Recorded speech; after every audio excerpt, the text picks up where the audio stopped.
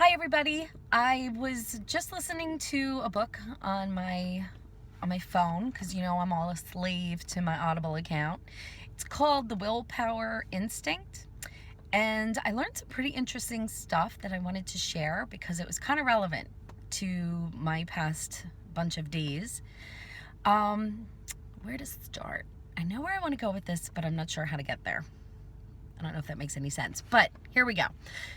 The name of the book, as I shared with you before, is The Willpower Instinct. I don't know if you like the term willpower or self-control. They're kind of the same thing. There's endless debates about that. But what spurred me thinking, actually finding this book to read was I was thinking the other day, do we only have so much willpower? Like, can you only hold out for so long? And that's part of the reason why, diets fail, because you lose willpower or self-control. Like, you know how you only grow to a certain height? Like, I'm a 5'5". That's it. I'm not getting more inches. I'm not growing at any point. Like, that's all I get. Is that what happens with willpower? You only get X amount of willpower, and what you do with it is what happens.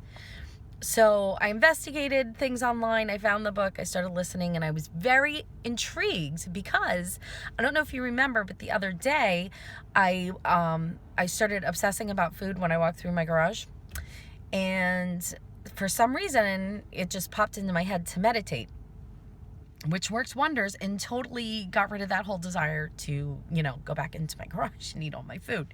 So in this book, by this author whose name I cannot pronounce without sounding like a fool, so you're gonna have to Google that. It's a lady doctor, not a lady doctor like that, but it's a woman who's a doctor.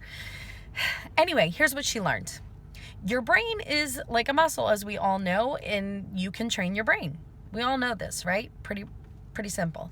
If you want to be good at math, if you want to be better at math, you practice math. You do math.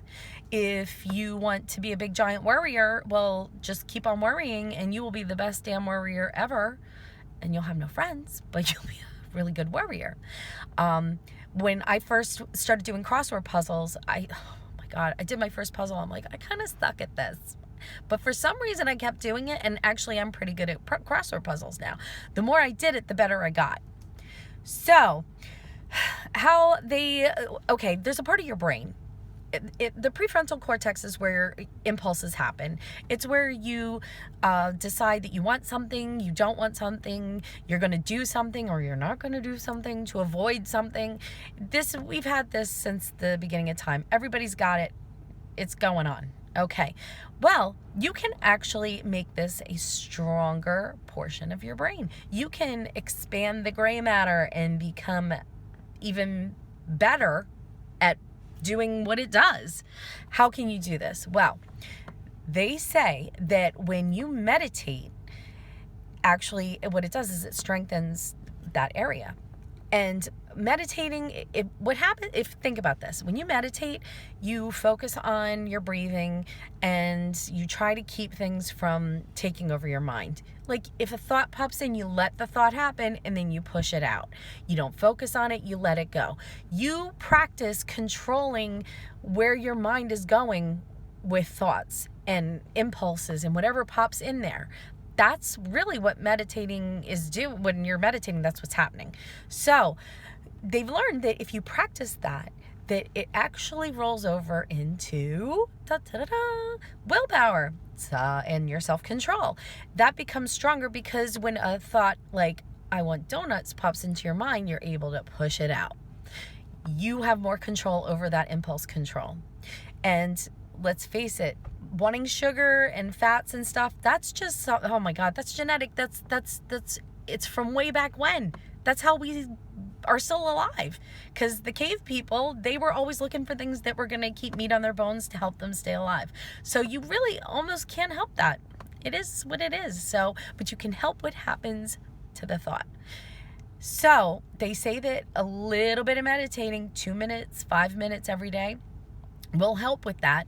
And doing a little bit is better than doing none. Or doing a little bit on a regular basis is a lot better than doing a whole lot on, an infrequent basis. So I thought that was very interesting. I now have learned how to strengthen my self-control, and I'm going to start doing it, and I will keep you posted on how it works out. And I think it's pretty cool. We'll see if this lady doctor knows what she's talking about.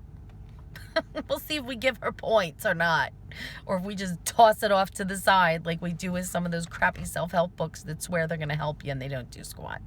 So I'm off, and I hope you all have had a lovely day, and I'll talk to you soon. Bye.